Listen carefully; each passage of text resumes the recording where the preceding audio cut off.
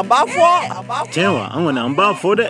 Ni jamukan be di aw ma sibiri o sibiri. Akaje mukankura, voix de l'Amérique kan. Ambafo. Furafana to dunen kɔfɛ nɛgɛ ɲɛ 9 ka taa bila nɛgɛ ɲɛ 10 na voix de l'Amérique kan. Ambafo sigilen no ambafo kama. Ambafo de.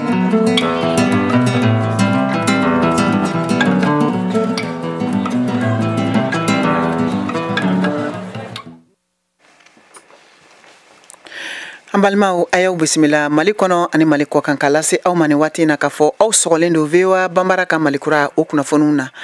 fɛmi ye jɛmukan ye n'an bɛ a wele ko an b'a fɔ o kɛnɛ o sigira bi sibiri ni o bɛnna septembre kalo tile 23 san 2023 ma studio 10 kɔnɔ ka bɔ VOA soba kɔnɔ Washington DC bi jɛmukan kɛnɛ kan aw ni Mariam Traoré de bɛna ɲɔgɔn sɔrɔ ka baro sigi min bɛna tali kɛ Mali jamana kɔnɔna o lakanako lahalayaw kan ani ka fara bolodi ɲɔgɔnma min kɛra jamana saba ni ɲɔgɔn cɛ ni a bɛ wele ko Liptako Gourma ni o bolonɔbilala Mali jamana Burkina Faso ani Niger jamana fɛ walasa ka se ka lakana sabati nin de bɛna kɛ aw ka an b'a fɔ jɛmukan ta ko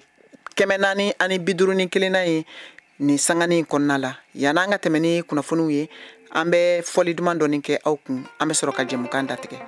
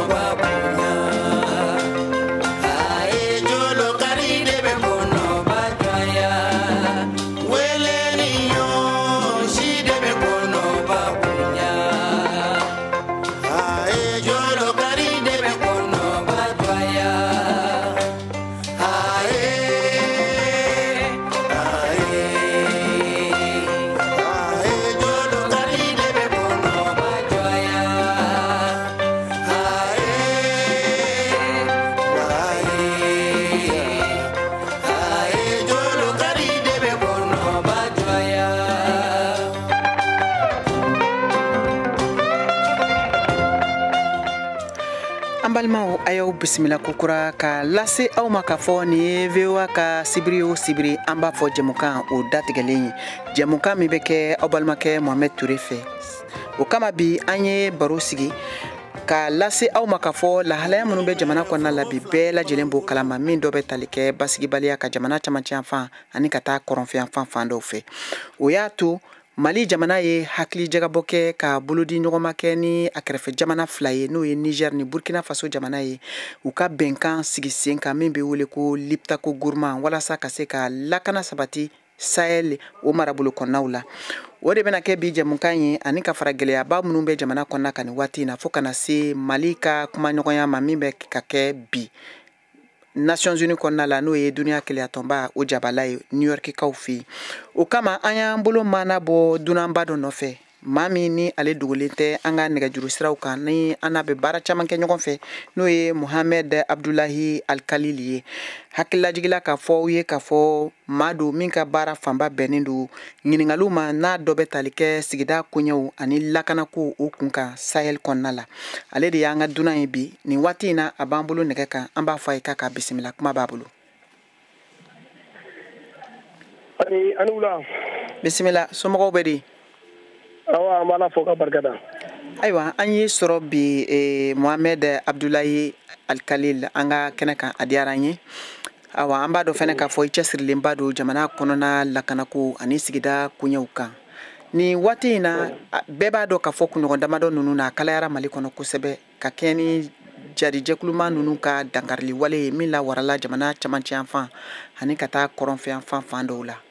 wa o fɛnɛ hukumu kelen y'a to hakili jagabɔ kɛra jamana ɲɛmɔgɔw fɛ bolodi ɲɔgɔnma dɔ kɛra u ni Niger ni Burkina Faso jamana cɛ k'a fɔ a ma ko Liptako gourmand walasa u bɛ se ka wulikajɔw sabati ɲɔgɔn fɛ cogo min na ka Sahel marabolow lakana awa hakilina yɛrɛ ye jumɛn ye basigibaliya min ɲɔ ɲalen don Mali kɔnɔ ni waati in na ani jamana saba ka fara ɲɔgɔn kan o hakilinaw kan ayiwa an bi aw fo fɔlɔ aw yɛrɛ ka farafina kanu b'aw la n'a ka faso jamana Mali mu kanu b'a la ka dɔw kan ka lamɛnbaga bɛɛ lajɛlen fo ni dossier baw ye kuma ninnu jɔrɔ b'an bɛɛ la an bɛ da an tɛ sunɔgɔ nin y'a waati damadɔ an caman an bɛ da an tɛ sunɔgɔ ka da ka baaraw kan n'an ka ɲininiw ni jamana yɛrɛ bɛ lahala minnu na an balima minnu bɛ kɔrɔ fɛ ani Mali caman de la n'u kamana guwanen don kosɛbɛ ni kuma an b'a ta ko fila an bɛ fɔlɔ kɛ Mali yɛrɛ ka lakana ni groupe terroriste ni groupe armé u ka kuma ye filanan an bɛ sɔrɔ ka taa kuncɛ n'Ala ma basi kɛ jamana saba ka fara ɲɔgɔn n'o alliance des états du Sahel bon mun ye crise sécuritaire ye mun bɛ yan sisan n'o ye n'a ka di mɔgɔ bɛ se ka ko Kidaliko kungo parce que Kidaliko kungo de don o de nana ni nin bɛɛ ye fo mɔgɔw k'a faamuya k'a fɔ gouvernement de transition bɛ yen n'o ye colonel Assimi Goïta ka gouvernement ye a ka o transition nalen kɔfɛ u y'u ka ŋaniya ɲuman yira k'a fɔ accord d'Alger u bɛ se ka mun appliquer a la u bɛ appliquer a la fo laɲini min tun b'a la ka taa constitution falen o bolo o bɛɛ da la mais mɔgɔw bɛ kan k'u yɛrɛ ɲininka yanni olu kun kana fanga la 2014 processus dɔ lancé n'a ko fɔra ko le processus de dialogue inclusif ko an bɛɛ ka jan ka kuma Mali ka gouvernement k'a lajɛ ani mɔgɔ jumɛnw bɛ se ka kuma o don ma Mali gouvernement ni HCEA ani MAA ani MNLA mɔgɔw ani groupe représentant des communautés sédentaires minnu bɛ nɔrɔ jamana kan n'o ye jamakulu dɔ n'olu fana ti marifa t'u bolo mais se b'u la se b'u ye mɔgɔ labatolen don u bɛ se ka kuma Mali gouvernement n'olu ye sigi dɔw kɛ k'o boloda le 15 et le 16 Bamakɔ yan o de nana ka taa wolo o kuma kun bɛ jumɛn kan o kun bɛ toujours n'o ye processus de Ouagadougou ye sigi mun tun kɛra Ouagadougou k'o lajɛ fɛn minnu b'a jan ni fɛn minnu ma ɲi ka n'olu fara ɲɔgɔn kan an nana t'o la 2015 accord d'Alger na ka na wolo ka b'o la mais depuis accord d'Alger dilan wagati bɛn kɛra ka mɔgɔ hakili cɛrɛnen caman fɛ k'a fɔ accord d'Alger fiɲɛ dɔw b'a la ani Mali constitution kun bɛ se ka taa donc o de la an nana ka na anw yɛrɛ sɔrɔ constitution fɔlen na bi donc n'u nanen kɔ fanga na n'o ye colonel Assimi Goïta ka mɔgɔw y'u ka ŋaniya ɲuman yira o dalilu fɔlɔfɔlɔ ye jumɛn ye anw bolo yan u nana ka na ye k'a fɔ ko u ye accord dɔ signé le 5 août 2022 avec les groupes avec la CEMA o la o accord ye mun ye ko mɔgɔ 26,000 olu ka intégrer administration ani armée la jar'o ŋaniya ɲuman jira ko kɔnɔ bon o nana ka na kɛ mais o de nana ka na tila ka na wolo mun na parce que CEMA ka laɲini fédéralisme de bon constitution kura mun nalen filɛ sisan constitution kura in bɛ fédéralisme de contre la mɔgɔw kan k'o yɔrɔ ɲini k'o faamuya accord d'Alger man ɲi Mali tɛ se ka appliquer bi Mali tɛ se ka appliquer sini Mali accord d'Alger appliquer k'a sɔrɔ waati min na muru b'a kan na se tɛ Mali ye an sɔnna an y'o signé mais erreur dɔ filiba don donc o de la fo mɔgɔw k'o yɔrɔ faamuya k'a fɔ a tɛ se ka kɛ bi a tɛ se ka kɛ sini donc o de nana ka na bi u y'u profiter MINUSMA ka tagali fɛ ka bɔ Mali la parce que gouvernement y'a ye k'a fɔ MINUSMA ka laɲini réellement a bɛ baara mun na ani Mali bɛ lahala mun kɔnɔ a réponse u tɛ kelen ye a tɛ se ka Mali ka laɲini sabati donc ko MINUSMA ka taga donc MINUSMA tagatɔ kan minnu bɛ yen n'olu kun occupé la ni MINUSMA kan ka occupé ni Mali ka kan de don parce que Mali jamana de don Kidali Mali ta de donc ani bɛr o kan Tɔnbukutu kan o ye Mali ta ko in kɔlɔlɔ nana daminɛ mais depuis o tɛ dɔgɔkun tɛmɛnen yan n'o cɛ dɔgɔkun fila ne ye sɛbɛnni kɛ k'a jira k'a fɔ groupe terroriste ninnu n'o ye Chine ye u ni SEMA mɔgɔw ye tɛgɛ don bolo min kan ko balo b'u wuli parce que anw fɛ olu ye groupe armé de mais anw t'a dɔn ko terroriste don mais n'u ni terroriste jɛra k'a kɔrɔ sigi k'u bɛ baara kɛ ɲɔgɔn fɛ donc déjà on sait que k'a fɔ ko olu fana an bɛ se k'u jate terroriste fɛ hali ni narcotrafiquants ni bandits armés don mais an bɛ se k'u jate terroriste fɛ donc il faut que mɔgɔw k'o yɔrɔ faamuya donc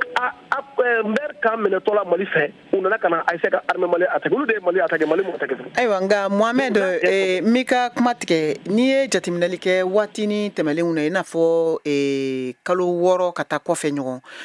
i b'a ye k'a fɔ dɔ tun bɔra kosɛbɛ dangarili walew la jamana camancɛ yan fan ani kɔrɔnfɛ yan fanfɛla la mais ni kunɲɔgɔn 3 laban ninnu na ka na don o don jɛkulu maramafɛntigiw bɛ gosili kɛ dugudennin dɔ kɔnɔ don o don i b'a mɛn k'a fɔ nin mɔgɔ hakɛ in o de nin bɔnɛna finitigi kunda walima duguden kunda e yɛrɛ bolo dangarili minnu ni segin bɛ ka k'a kan nin waati laban ninnu kɔnɔ mun de bɛ k'o waliya bangan sigi nin parce que an y'a fɔ a mɛnna mun ye MINUSMA ka tagali ye ninnu minnu profito de fɛ ka tiɲɛni kɛ mais k'a fɔ ko Mali armée dɛsɛra tɛ dɛ bɛɛ b'a dɔn bi CEDEAO jamana kɔnɔ il y a pas une armée tɛ yen mun puissalen don mun armelen don ka tɛmɛ Mali kan o tɛ yen CEDEAO kɔnɔ an bɛ yɔrɔ min na bi mais stratégie de kan ka falen n y'o fɔ an b'o sɛbɛn an y'o fɔ ala o ma mɛn Mali kan ka stratégie lajɛ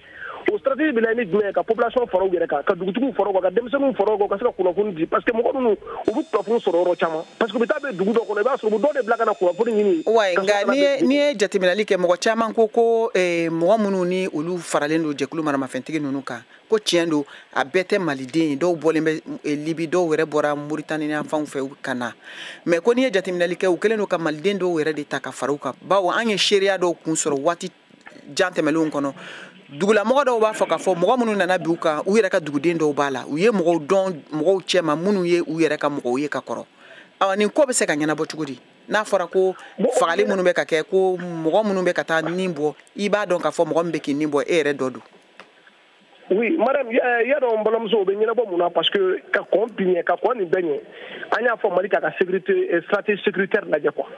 C'est-à-dire au-delà où on a fait développement et sécurité, mais faire la coupe est en fait. C'est-à-dire après que dem sunu tsika to écoute bien fou là au bout temi do au bout su ko be boroke. Donc na au samba o te que o te wa fla so were. Donc na kana wata de ta bom tsika du ko kana ni demana kanu to ba ke. Donc il faut que la musique qui soit en jamana ko. Au-delà de gafe de beaucoup stabilité sécuritaire et citoyenne pour le Mali. Qu'on a yira k'a fɔ denmisɛnninw baara ka ɲini ka d'u ma c'est très important yɔrɔ in na denmisɛnninw sɛgɛn dɔ la parce que mɔgɔw jigi tigɛra jamana na ni denmisɛnnin dɔw jigi tigɛra jamana ni jamana kanu t'u la u b'u yɛrɛ bila u bɛ de b'u bila minɛn ninnu na parce que ni Moritani fɔ ne t'a fɔ nkalon don parce que o don hali o don attaque mun kɛra Nbɛr lɛrɛ sema mɔgɔ minnu ani groupe terroriste mɔgɔ minnu n'u banana u taara furakɛ Baskulu dɔgɔtɔrɔso de la et Baskulu est un arrondissement de la Mauritanie donc nin b'a yɛrɛ k'a fɔ Mali bi janfa jamana caman kɔnɔ o de la ne ko n ko d'Alger ma ye parce que Algérie yɛrɛ ne sigalen don Algérie la ma da Algérie ka ŋaniya ɲuman na nin ko in na quoi. Ayiwa i filɛ ka o min fɔ nin ye o daluya b'e bolo k'a fɔ i dalen tɛ Algérie la walima i dalen tɛ Moritani na k'a fɔ ko olu bɛ ka janfa siri min bɛ ka kɔlɔlɔ bin Mali kan dalu dɔ b'e bolo wa bawo an b'a dɔn k'a fɔ i ka baara bɛnnen don sɛgɛsɛgɛli ma. n tɛ se ka Moritani ta n tɛ se k'o fɔ 100% mais n kɔni b'a dɔn Mali ka suma Algérie ka laɲini tɛ mun na o dalu b'an bolo k'a fɔ Yad Agali yɛrɛ ka yala yɔrɔba ye yani o ye Mali frontière ni Algérie kɔnɔna ye donc ni Mali sumana bi a kɔlɔlɔ fɔlɔfɔlɔ de bɛ Algérie kan o bɛɛ b'o dɔn ale mɔgɔ minnu tɛ sécurité domaine kɔnɔ o b'o kalama o de la seulement mɔgɔw nɛgɛ waati la k'u k'a fɔ Mali gouvernement ye k'an ka taa négociation kɛ sur un terrain neutre donc o terrain neutre kun t'ulu fɛ dɔwɛrɛ ko Algérie est-ce que Algérie bɛ se ka kɛ terrain neutre au moment où Mali ka suma man di Algérie donc o y'an ka dalilu ye ani ko caman bɛ yen o b'a yira k'a fɔ Algérie tɛ ko in suma na an ka to nin kɔlɔlɔ kɔnɔ tuma bɛɛ mais an ka ka wuli Mali la mɔgɔw ka priorité ni Mali o de bɛ Algérie lafiya parce que ni Mali nana suma sisan groupe terroriste ninnu caman fana jatigila jabala de Algérie Algériens fana de fana b'a ko kɔnɔ olu fana bɛna wuli ka kɛlɛ wuli k'a jɔ donc nin ko in ne kɔni bɛ mun fɔ dɔrɔn Maliyɛn bɛɛ k'i da armée kɔ nin tɛ mɔgɔ nin défaite minnu b'a la ka kana kelen minnu b'a la ni Mali b'a la ka kɔlɔlɔ dɔw sɔrɔ o kɔrɔ tɛ ko armée dɛsɛra wallahi armée in tɛ dɛsɛ parce que Mali ma deli ka armée sɔrɔ mun armée de don ka tɛmɛ nin kan fɔlɔ donc an ka dugukɔnɔma tuuti k'u dɛmɛ ni dugawu ye k'u dɛmɛ ni hakililaw ye k'u dɛmɛ ni kumakan ɲumanw ye défaite in y'an bɛɛ ka défaite de ye o de la président de la transition a fɔ ko n'ale binna ko jeunesse binna donc jeunesse yɛrɛ kan ka impliquer c'est pourquoi an y'a fɔ article min bɛ n'a fɔra ko bɛɛ ka taa kɛlɛ kɛ a laban a bɛ laban o la dɛ parce que dɔw tɛ ka taa sa dɔw ayiwa Mohamed i bɛ to nɛgɛ kan dɔɔni e min y'an ka invité ye k'a lase aw ma k'a fɔ aw bɛ ka VOA ka jɛmukan kɛrɛnkɛrɛnnen min bɛ sigi sibiri o sibiri n'an ko a ma ko an b'a fɔ o ta ko 451 na o de bɛ ka kɛ bi nin waati in na min bɛ ka lase aw ma Mariam Tarawele fɛ an bɛ kuma di an kanubaga dɔw ma minnu bɛ nɛgɛjuru kan nin waati in na o maa fɔlɔ o ye Burama Fane ka bɔ Buguni n'a kulo b'an na an b'a fɔ a ye k'a ka bisimila kuma b'a bolo. Allo. Bisimila somɔgɔw bɛ di nse somɔgɔw bɛ di. Awa kɛnɛ. Ayiwa. N b'aw fo k'a ka radio lamɛnbaga bɛɛ lajɛlen fo. O diyara n ye. O bi Mali ni Burkina ani Niger ka fara ɲɔgɔn kan tɔn ka Liptako Gourma créer. Bon ne hakili la baara ɲumanba don parce que diɲɛ bɛ danga min na sisan mɔgɔ kelen tɛ se ka ko dilan bilen. Farafinw yɛrɛ tun dɛsɛlen don min na o de ye fara ɲɔgɔn kan n'o tɛ ni bamananw ko ten ko kɔnɔkulu jɛnnen o de bɛ bin fo fara ɲɔgɔn kan n'a farala ɲɔgɔn kan a fanga bɛ bonya bolokɛni den kelen tɛ se ka bɛlɛ tan. Insécurité juguyalanba yɛrɛ de ye zone de trois frontières min bɛ yen ni o ye jamana saba ni dancɛ n'u nana attaquer u bɛ boli ka taa o kɛnɛba min kan n'u jamana saba ninnu farala ɲɔgɔn kan k'u wuli ɲɔgɔn ma sisan ko ni bin kɛra yɔrɔ min na bɛɛ ka taa fara ɲɔgɔn kan k'o dɛmɛ. I b'a ye terroriste ninnu an fanga bɛ se u la u kolo bɛ kari u la n'u bolila ka taa fan min na an bɛ taa u kama yen n'u taara yɔrɔ an bɛ se ka taa u kama mais a bɛ kɛ Mali b'u gɛn n'u donna Burkina dɔrɔn an b'an jɔ an tɛ se ka don an b'u gɛn n'u donna Niger an b'an jɔ an tɛ se ka don mais ni layiru ni bɛnkan ninnu talen kɔrɔ kɔfɛ n'a y'u gɛn n'u donna jamana saba ni fɛn fɛn kɔnɔ sisan an bɛ dugu nɔfɛ ka t'u traquer fo jamana kɔnɔ ne hakili la nin ye baara ɲumanba kɛlen ye fɛ an ka ɲɛmɔgɔw fɛ. Ayiwa. Wa min ye insécurité juguyali ye sisan waati nin na binganiw bɛ ka caya ne hakili la ni yɛrɛ de kɔni nin man ka bali maliden si la parce que nin ye MINUSMA ka tagaliko de ye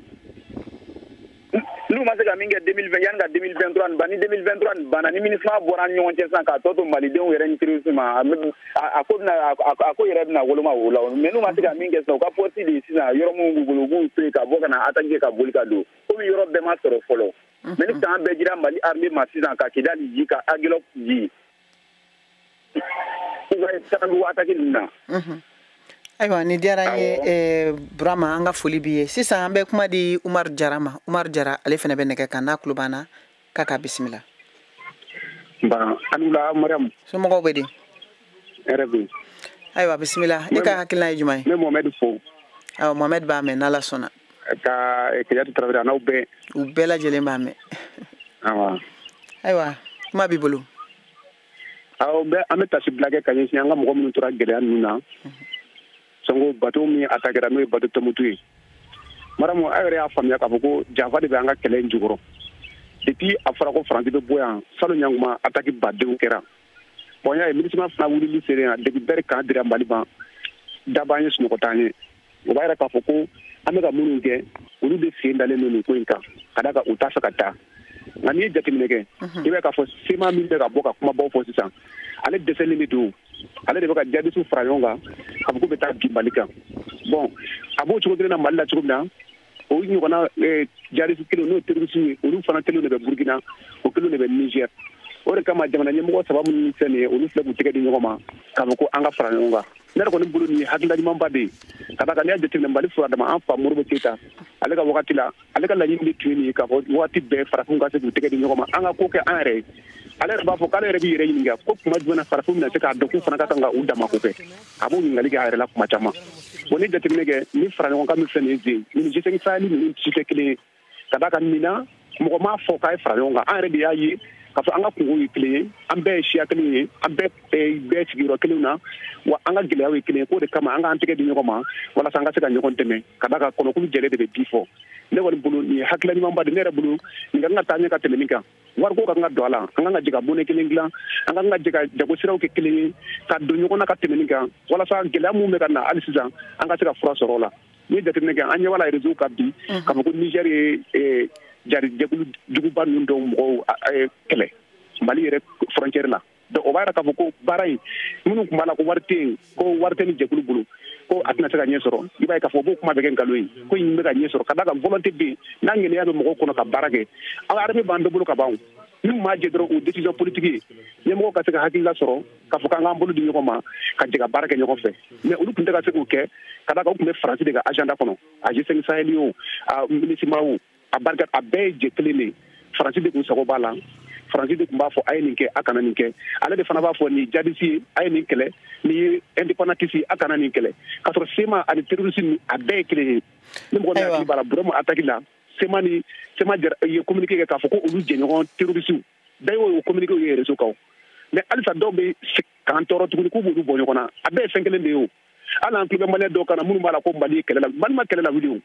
depuis kɛlɛ daminɛna depuis ber ka diri mali ma mali armée sema ka yɔrɔ jumɛn attaquer atiyu mais olu de bɛ dingali la ka tila ka nkalon tigɛ k'u gagnéra k'a sɔrɔ tiɲɛ foyi t'a la ka jamanadenw papa ne bolo an ka armée bi ne bɛ se k'a fɔ yɛrɛ armée tɛ diɲɛ kɔnɔ mun bɛ kɛlɛ kɔnɔ ka mali armée bɔ ayiwa ni diyara n ye yɔrɔ fɛn o fɛn ta diɲɛ kɔnɔ a si tɛ yen nɔ ko min ka jugu ka mali ta bɔ bi jarakɛ ayiwa ni diyara ye an ka foli b'i ye i jara merci bien sisan an bɛ kuma di amadu keyita ma amadu keyita n'a tulo b'an na an b'a fɔ a ye ko kuma y'a ta ye k'a k'a bisimila. Salamu alaikum wa rahmatullah. Somɔgɔw bɛ di waaleykum salam. Mali ite Mali gɛlɛya bɛ janfa de bolo fɔlɔ. A fɔlɔ ye janfa ye a filanan an yɛrɛ k'u mago ma jɔ yɔrɔ min na k'u mago jɔlen a la an mago jɔr'o la quoi a kɛra ten de. Y'a mɛn n'i y'a Mali ta k'a lajɛ nɔri ɲanfa in an ka ɲɛmɔgɔw k'u mago foyi tɛ yen na ni élection tɛ. Bon o wulila waati min na k'u mago b'u ka dugukolo la an fana nana wuli k'an mago bɛ yɔrɔ la. Mali gɛlɛya b'o yɔrɔ dɔrɔn de bolo an kɔni baara wɛrɛ t'an na an bɛ dugawu de kɛ jamana ye inchallah. Ayiwa mais i n'a fɔ jamanaden ani ka fara maliden bɛɛ lajɛlen kan minnu bɛ Mali kɔnɔ hali minnu bɛ kɔfɛ mun de kan ka kɛ malidenw kan ka mun de kɛ walasa u bɛ se k'u fa dugukolo la ka na. Bon an bɛ jɛ ka fara ɲɔgɔn kan fɔlɔ ka baara de ɲini ka di jeunes ma parce que mɔgɔ caman bɛ yen u bɛ terrorisiya in na walahi u ka laɲini tɛ. N yɛrɛ terikɛ dɔ bɛ nɔrɔ la ko ma ale yɛrɛ b'a terikɛ dɔ dɔn baarakɛbaliya de sababu kɛra ka don terrorisiya in na wala o y'a dan ye dɛ. Wala baarakɛbaliya de bɛ jamana kɔnɔ baara de tɛ jamana kɔnɔ walahi an b'o de fɔ an ka ɲɛmɔgɔw ye ani waritigiw sanu bɛ taa kɛ koba kɛw ye jalu ni fɛnw ye u ka baara ɲini ka di jeunes ma ni jeunes bɛ baara kɛ o de don jamana bɛ taa o. I y'a faamu an bɛ baarakɛbaliya janfa dɔrɔn de kɔnɔ u ka baara ɲini ka di jeunes ma i t'a dɔn baara tɛ jamana kɔnɔ fo n'i bɔra jamana kɔnɔ i bɛna baara ye kɔfɛ i y'a faamu ne yɛrɛ min bɛ kuma la ne tɛ jamana kɔnɔ mais walahi n bɛ hami ni jamana ye waati bɛɛ ala ka jamana in bɔ ya rabbi ala ka ɲuman bɔ an b'o dugawu de k'an faso ye quoi. Ala ka dugawu minɛ Keyita. Salamu alaikum. Waaleykum salam. Amina rabbi. Ayiwa sisan an bɛ taa Canada an bɛ kuma di Tasha Traoré ma ale ye muso fɔlɔ ye yanni an ka segin ka na kuma di an ka invité ma awa n'a tulo b'an na an b'a fɔ a ye k'a n'u la. Nse n'u la. Somɔgɔw bɛ di. Tɔɔrɔ fosi tɛ yen nɔ yɛrɛ dun. Traoré. Nse alhamdulilah. Ayiwa e bɛ Canada ye n b'a dɔn k'a fɔ Mali jɔrɔ b'i la a hami b'i la. Awɔ i ka hakilinaw ye mun ye lakanabaliya yɛrɛ min bɛ sen na nin waati in na ani fɛnɛ mun de kan ka kɛ jamanadenw jamana ɲɛmɔgɔw finitigiw fɛ walasa jamana bɛ se k'a yɛrɛ sɔrɔ. Bon ne yɛrɛ hakili n'a ta fɔ n bɛ tasi bila kɛ mɔgɔ minnu ni tora la vraiment ale ni banabagatɔ ala ka nɔgɔya k'u ye an bɛ kɔ kan mɛ an hakili bɛɛ b'an ka jamana kɔnɔ mais ne hakilina kɔni ye min ye finitigilakaw ka côté la nous même on sait que an yɛrɛ b'a dɔn k'a fɔ u bɛ k'u seko bɛɛ kɛ mais halisa u k'u cɛsiri parce que u ka mɔgɔ ninnu ka laɲini u kana sabati parce que u bɛ fɛ de jamana tilako de b'u kɔnɔ fo sisan lakanabaliya in bɛɛ kun ye o de sinon Tombouctou kun ka attaque ninnu a kun tɛ tan o crime mineur ninnu minnu kun bɛ kɛ olu kun bɛ kɛ dugu kɔnɔna ninnu yɛrɛ de la mais ni attaque yɛrɛ de mais a laɲini kun bɛɛ de ye jamana ka fara an dun tɛ fɛ jamana ka fara ala k'an kisi ni jamana farala mɔgɔ fɔlɔ minnu bɛ dusu bɛ kasi o ye kɔrɔnfɛ mɔgɔw ale ni sudfɛ mɔgɔw ye donc u ka laɲini kana sabati halisa an ka finitigilakaw k'u cɛsiri terroriste ni mɔgɔ ninnu mɔgɔ jugu ninnu ka laɲini kana sabati vraiment. Ayiwa o diyara an ye kosɛbɛ an ka foli b'i ye dan tɛ foli min na. Ka tɛmɛ ni jɛmukan ye sisan an bɛ segin ka taa Bamakɔ an bɛ kuma di an ka dunan ma n'o ye o ye an ka invité ba ye Mohamed Abdoulaye Alkalil an y'a da aw tulo kan k'a fɔ ale ye maa ye min ka baara bɛnnen don jamana kɔnɔna ani sigida sɛgɛsɛgɛliw ka fara lakanako min yɛrɛ ni o bɛ hami na bi malidenw ni diɲɛ fan bɛɛ lajɛlen ma ka taa Sahel kɔnɔna marabolow ma ale ye o sɛgɛsɛgɛlikɛla ye a b'an bolo an bɛ segin ka kuma di a ma ni waati in na. ayiwa Mohamed i bɔra sisan ka maa damadɔw ka hakilinaw lamɛn cɛ b'o la i n'a fɔ muso e bɛ se ka mun da o kan alors an b'a balimamuso fo Natacha comme an yɛrɛ ka muso sɔrɔ ni kuma ninnu a ka d'an ye kosɛbɛ k'e yɛrɛ journaliste sɔrɔ kuma kɔnɔ muso don a ka d'an ye donc jamana in kanu b'an bɛɛ de la wallahi mais n b'a fɛ ka si yɔrɔ dɔ fɔ ka farafasiya pour que mɔgɔw ka faamuya i b'a dɔn accord d'Alger parce que ni débat caman mɛ hali an ka Mali politicien ba dɔ bɔra tile fila in na ka kuma télé la ko non ko Kidali problème ko Nord problème ko c'est politique non. Notre problème, c'était politique en 2015. Mais en bilan, on a dit, groupe terroriste sur de nos collègues, ce n'est plus politique. Politique est tout le monde qui a gagné. Bon, les transitions, on va faire des choses, on va boire parce que tu vas pas décider que jamana de la cara. Donc nous quand on a barré faut jamana de la cara. Jamana de la cara dit tchao beka ta koron fait alnerem flok mana kan beka fini ta ngata koron beka ta jamana de la cara. O de kan sabati. Ka kidal mena ka malta di mo me président de la transition discours allocation la me 22 jours. Ay kuma mo fo beka nga famia ka fo do na tawla anga seka ka kidal bela di malima. Mais kidal tiri télé kuma ta radio kuma ni borote. Kidal bi ni keladi. Fo mali ngo ro don ko famia. Accord d'Alger ay sango plan ka kuma sono wala. Nous nane de accord d'Alger ku. Kuba fanga ngana nyuma ke mais ni anya ka fo sema mo kuma be na ba faka pa flaga ka tanye fo ba fiki pa shiki ko fe parce que tant on va pas tant perdu bon tant perdu te mo arranger ne bo fo transition mo ngana so wati ka ti angulo fiu anga kele de ke ka ko yirwa ne mu flaga ko ne re ko fe mo di donc anti mo ko si jugo ata na nu be an bal mawdi mais jamana ka fara ka ke fly o ti mo len de halala shiga hamiye o manda shi an ta fo ke bon balma ke mun fana y'a fɔ Jarakɛ bɛ Traoré ko fɛn kɛ Nord la ko caman kɛra Nord la projet baw taara Nord la mais mauvaise gouvernance de kuma la bon terrorisme fana kɛlɛ tɛ se ka kɛ tant que an tɛ mauvaise gouvernance kɛlɛ kɛ nafolo minnu bɛ ka don projet ɲɛfɛ ka sɛgɛsɛgɛ a kana di bɛɛ ma bɛɛ kana bila a ko kunna. ayiwa i da sera cɛta min ma ni i yɛrɛ bɔra ka fɔ jamanatigi n'o ye colonel Asimi Goita ye bɔra ka fɔ a ka discours kɔnɔ k'a fɔ ko maliden bɛɛ lajɛlen ka bɔ ka Mali ka wele jaabi mɔgɔw kan ka bɔ u ka don finitigi cɛta la e yɛrɛ bolo o hakilina minnu talen filɛ nin ye bɛɛ bɛ se ka kɛ cɛfini tabaga ye Mali kɔnɔ wa non a ma fɔ bɛɛ ka kɛ cɛfini tabaga ye mais loi dɔ bɛ Mali la yan o article b'a fɔ ni kɛlɛ tunna jamana kan ni jamana bɛ kɛlɛ kɔnɔ mɔgɔ bɛ i bɛ san 18 na i kan ka tenue ta parce que ni ye caman bi dogo Facebook ni fɛnw fɛ ka manamanakan fɔ o ma taa kɔrɔ fɛ koyi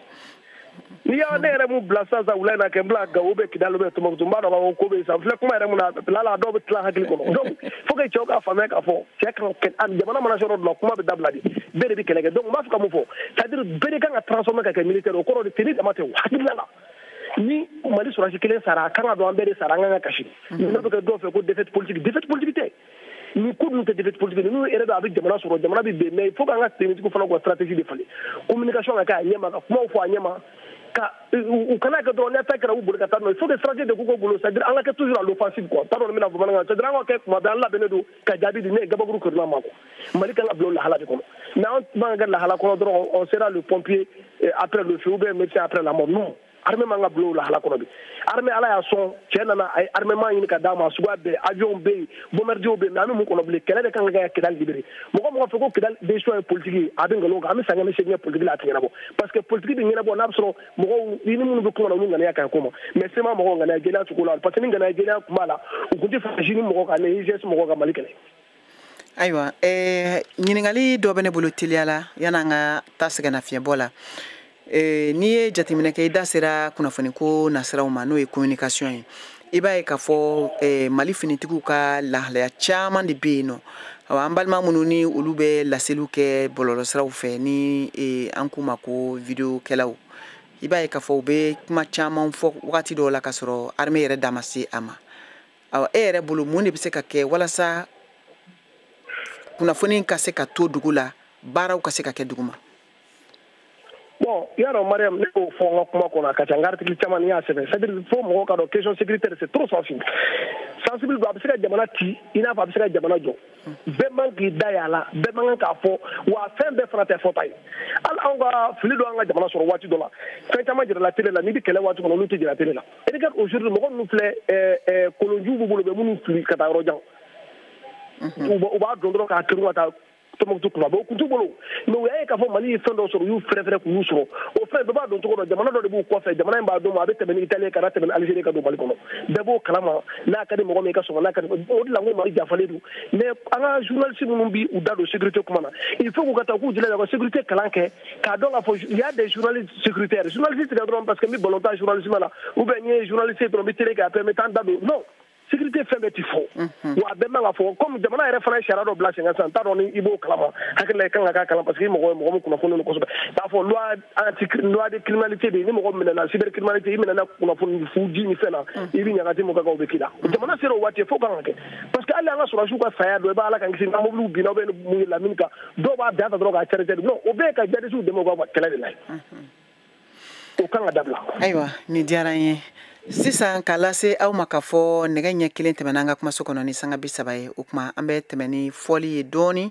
ka sɔrɔ ka segin ka na aw ma an b'a fɔ o jɛmukan kɛnɛ kan Ciniki bëgg naa nga maandu doomu aadama sala sañoon da ngay maandu yow nit ki bëgg naa nga teey doomu aadama sala sañoon da ngay teey ma ne nit ki sopp naa nga doylu doomu aadama sala sañoon da ngay doylu yow nit ki da nga war a doyloo yow ci li la yàlla jox bu ne ko nangoo liggéey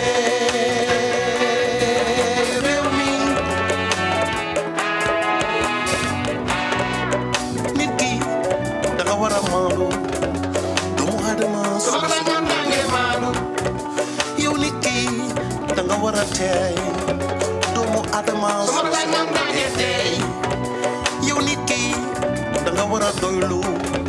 doomu adama yow nit ki da nga war a doyloo yow ci li la yàlla jox bu ne ko nangoo liggéey réew mi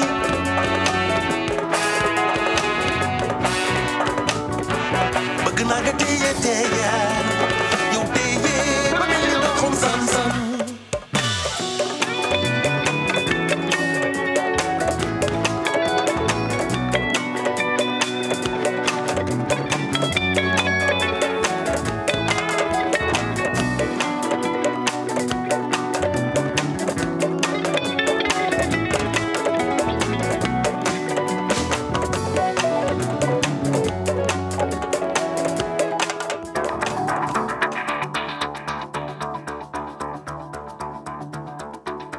aw bɛ se k'aw ka batakiw ci an ma whatsapp fɛ an ka nɛgɛjuru sira kan 0 20 24 40 46 tɔgɔ ni jamu ani aw bɛ bɔ yɔrɔ min na aw bɛ o fɔ ka sɔrɔ k'aw ka bataki d'a kan ayiwa an balimaw ka segin ka na aw ma k'aw fo ko kura k'a fɔ aw bɛ ka VOA Bambara ka an b'a fɔ o jɛmukan na mɛ min bɛ sigi sibiri o sibiri nɛgɛ ɲɛ kelen mana tɛmɛ VOA soba kɔnɔ Washington DC min bɛ kɛ Mohamed Ture fɛ bi aw ni Mariam Tarawele de bɛ ka jɛmukan kɛ ɲɔgɔn fɛ aw minnu b'a fɛ k'aw da don an ka jɛmukan na aw bɛ se k'an sɔrɔ nɛgɛjuru sira kan a bɛ fɔ min ma nanzaraw ka kan na ko 001 202 619 02 70 an yɛrɛ ka bamanankan na an k'o ma ko fu 1 2 fu 2 6 1 9 fu 2 ani 70 kala saw ma ka fɔ minnu bɛ k'an lamɛn Bamakɔ lamini na bɛ k'an sɔrɔ fiɲɛ turukala 102 kan Bugunikaw b'an sɔrɔ arajo kumase ka 92 fiɲɛ sira fɛ Mopti ani Yuwaru n'a lamini b'an sɔrɔ 93 ani tumi 2 kan Tombouctou o ye fiɲɛ turukala 93 ye Gawukaw b'an sɔrɔ 106 tomi ani 1 kan aw minnu b'a fɛ fɛnɛ ka an lajɛ bɔlɔlɔ sira fɛ aw bɛ se k'aw sɔgɔ VOA ka bɔlɔlɔ siraba la www.voabambara.com walima aw b'an sɔrɔ page Facebook YouTube ani Instagram kan VOA Bambara ka tɛmɛ ni jɛmukan ye hali bi an bɛ kuma di an kanubaga dɔ ma min bɛ nɛgɛ kan Musa Dumbuya ale bɛ nɛgɛ kan ni waati in na n'a tulo b'an na an b'a fɔ a ye k'a bisimila Musa Dumbuya Assalamu alaikum. Alaikum salam ta'ala wa barakatuh. Somɔgɔw bɛ di? Foyi t'an Mariam. Bisimila. E ka hakililaw ye jumɛn ye lakanabaliya ko kan ani Mali, Burkina Faso ni Niger olu ka fara ɲɔgɔn kan walasa ka se ka basigi kɛ Sahel kɔnɔ? Olu diyara n ye kosɛbɛ madame. N bɛ lamɛnnikɛla bɛɛ lajɛlen fo. ne hakili ni diptabu burma ina vraiment abone ake nyana kosebe ni wati nyere ga ake wati kosebe sabula ni aje temne Niger ni Mali kono kata se Burkina la kana mbala sabati yende kosebe na fara lu fane stragi trade ni ma ka agence secreta ama ne blo ko badi kosebe ni me tira sa la tanya kosebe utamani wawe daga nambalia koni wera nyingari na ofe hapo se tome yaramna ama ini gouvernement koni kalbi wa seka alaje ka formation ke anga sur su kun ko sinon minam ka sande me alisa wa dofra formation ni ka sina fo minam tika sa minam de ka sa me ama be o ka formation ka anga sur su kun alisa nimbe seka do wala ka nambalia aiwa fɛn min ye kunnafoni di cogoya ye dun e hakilina ye mun ye o kan bawo n'i ye jateminɛli kɛ armée ka kunnafoni walima ni ko dɔ kɛra n'a bɛna kɛ a kunnafoniw bɛ cari kosɛbɛ bɔlɔlɔsira kan n'o ye Facebook ni TikTok n'a ɲɔgɔnna ninnu ye e bɛ se ka mun fɔ o yɔrɔ la bon ne hakilina ye min ye o ka kan ka fɛɛrɛ de bila sen ka kunnafoni kolon mun bɛ bila n'a mɔgɔ mun donna u ka pajiw donna a ka se ka ɲangi o kɔni ne hakilina de ye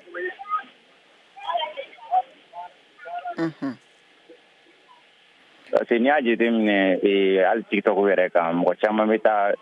fausse information bila information mun tɛmɛna mun kɛra san 3 san 4 san 5 san 6 fo ka taa se san 10 yɛrɛ dɔw ma i bɛ taa image dɔw sɔrɔ i hakili la k'a kɛra kunun de or que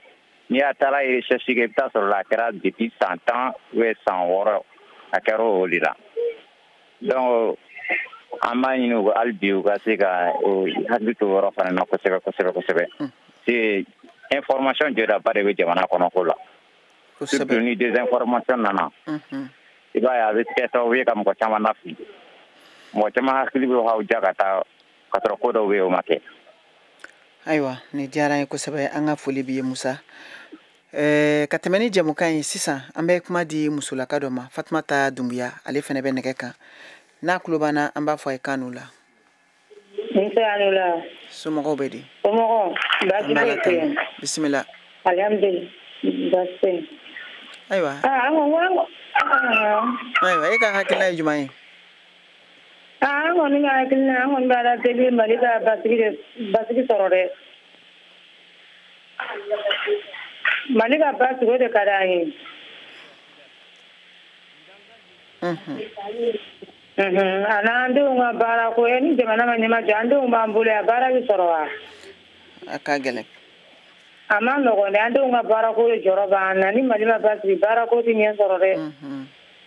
fɛn bɛɛ kɛlen don surɔfɛn minɛ ye an fantanw dun donc an bɛ Ala de deli Ala ka bɔda ɲuman di an ma ami Ala ka dugawu minɛ n'o tɛ amina rabi n'a fɔra k'e yɛrɛ balo sɔrɔli ye maɲumanko ye k'e den ka baara ko tilala kalan na u ka baara ko ye maɲumanko ye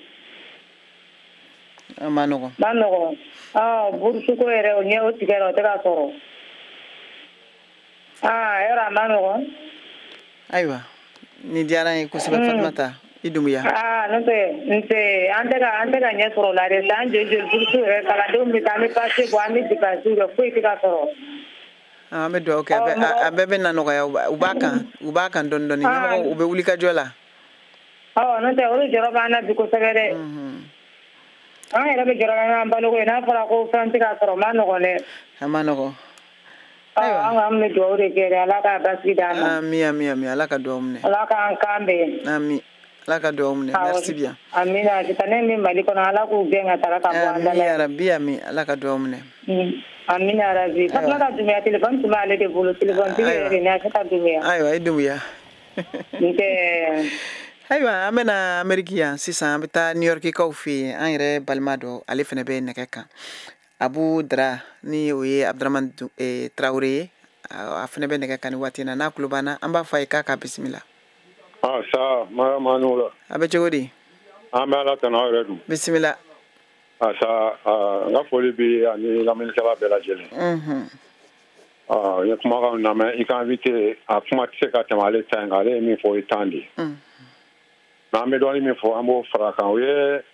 yɔrɔ min na mɔgɔw bɛ kuma la ko président y'a fɔ ko bɛɛ ka i n'a fɔ bɛɛ ka marifa ta ubiyɛn bɛɛ k'i labɛn o kɔrɔ tɛ ko bɛna mɔgɔw cɛ k'u bila ka taa sɔrɔdasiw minnu talen bɛ fɔlɔ ka baara kɛ k'olu tɛna baara kɛ n'anw dɔw taara k'anw de bɛna taa kɛ kɛlɛkɛlaw ye diɲɛ yɛrɛ bicogo y'o de ye sɔrɔdasi bɛ formation bɛ kɛ bɛɛ ka former maintenant ni ala nana kɛ sɔrɔdasi ninnu u bɛna ɲini ka dɛsɛ ubiyɛn olu ma ca ka se o ma denmisɛnnin minnu sifinnaka minnu bɛ n'olu ka kɛnɛ o former olu bɛ taa n'olu bɛ ɲini ka dɛsɛ hali mɔgɔkɔrɔbaw bɛ taa donc ka se fo musow ma a kuma yɔrɔ de mɔgɔw k'a faamuya. Ayiwa ni y'i faamu i b'a fɛ k'a fɔ i n'a fɔ an bɛ jamana min kan n'o ye Ameriki ye olu b'a kɛ cogo min na n'u b'a fɔ ko nin ye soldat réserviste ye ayiwa e bɛ former i bɛ bila kɛrɛfɛ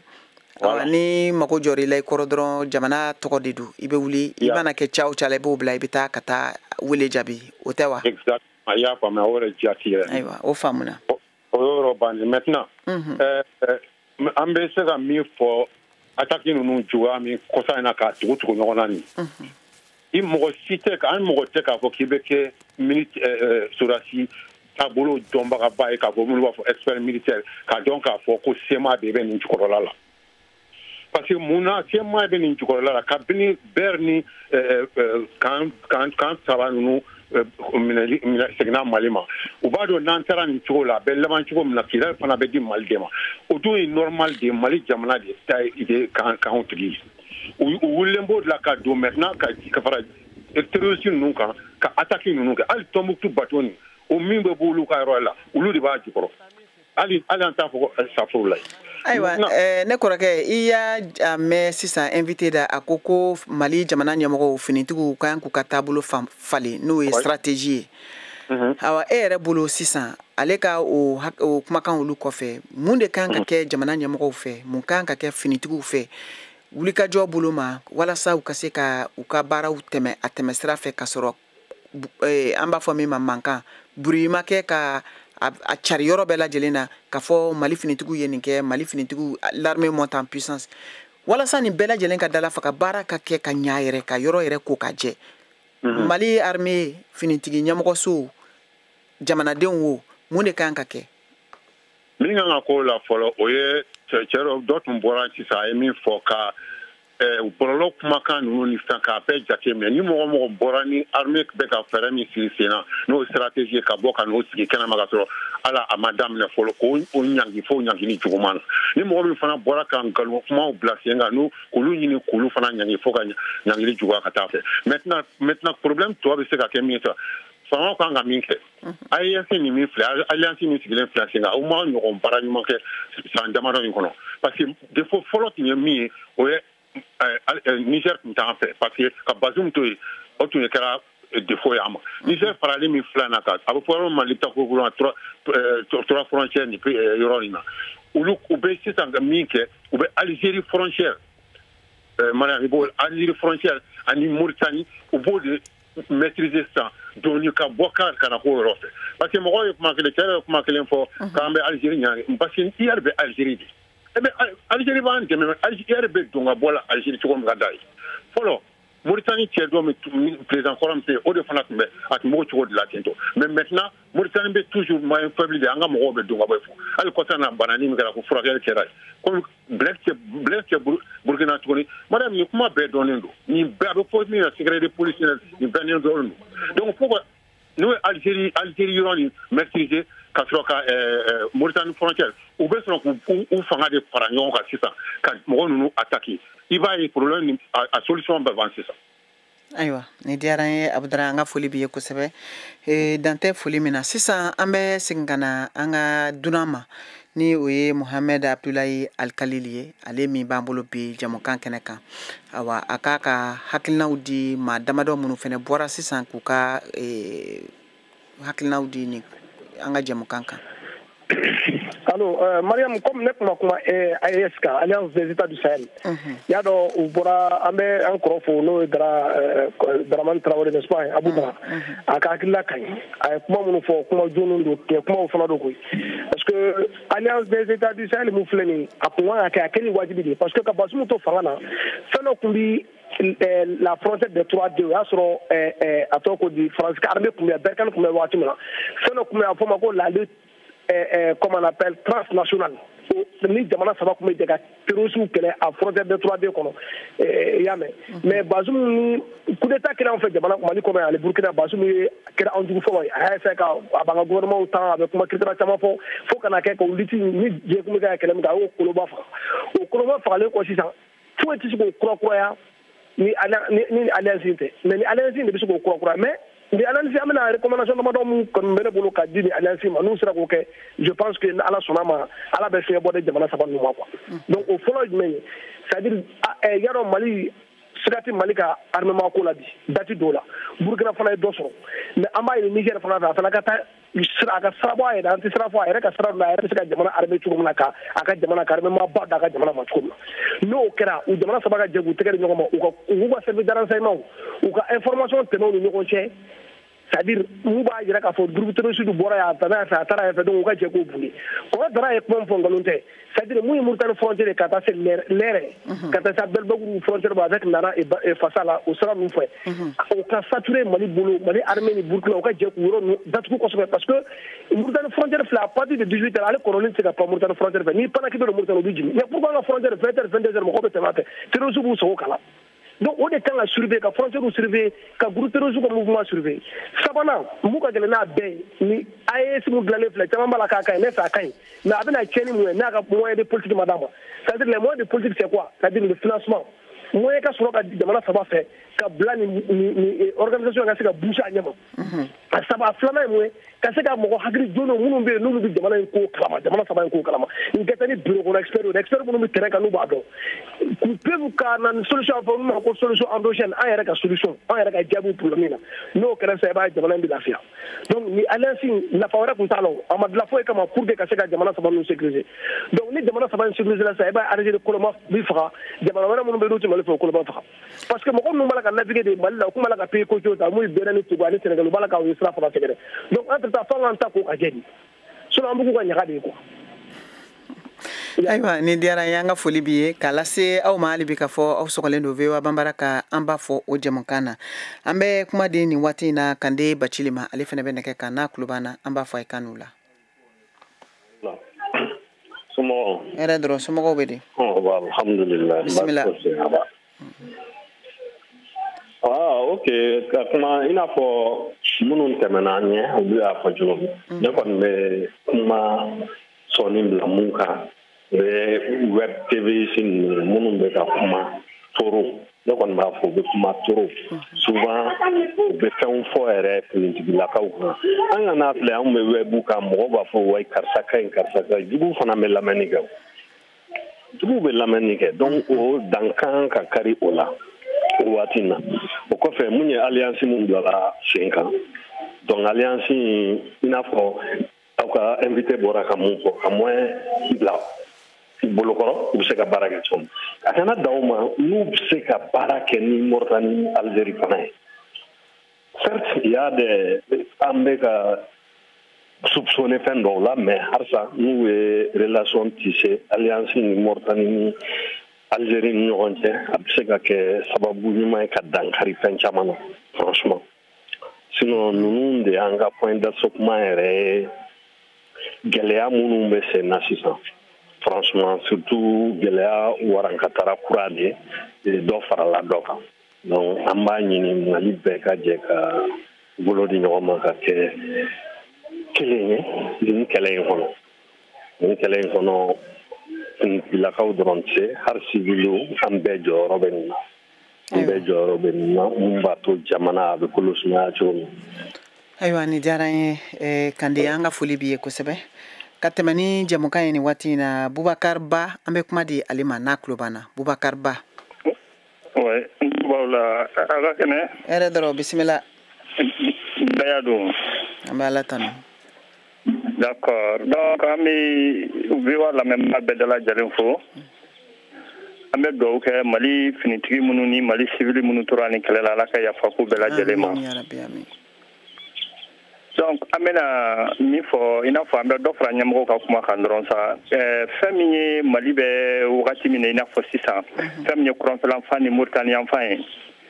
mali mɔgɔw ka kan de ka se sisan k'u janto yɛrɛ la kosɛbɛ kamasɔrɔ yani le 31 décembre tɛ ko in gɛlɛmama yɔrɔ dan de y'o ye sa quoi donc ni kalo saba in kɔnɔ u bɛna tɔɔrɔ sugu caman ye donc u ka kan ka se ka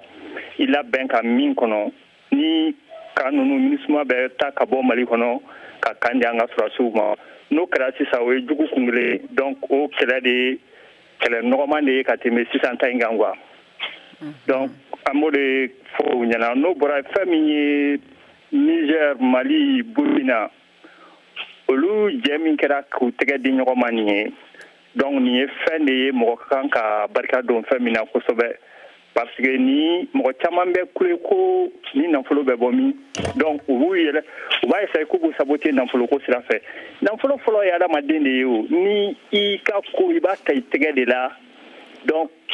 fɛn o fɛn n'a se b'i ye i b'o de kɛ ni nafolo Mali, Niger, Burkina olu de bɛ se k'u yɛrɛ lakana olu de bɛ se k'u ka nafolo fara ɲɔgɔn kan ka ni kɛlɛ kɛ n'o tɛ jamana fosi tɛ yen min bɛ se ka ni kɛlɛ kɛ ka tɛmɛ ni jamana ninnu kan donc an b'a fɔ an ka faamaw ye nin kɔni nin ye hakilina ɲumanba de ye a kana dan fɔli dɔrɔn ma a baaraw ka sigi sen kan ka ɲɛ donc ne b'a fɛ ka min fɔ o ye quoi.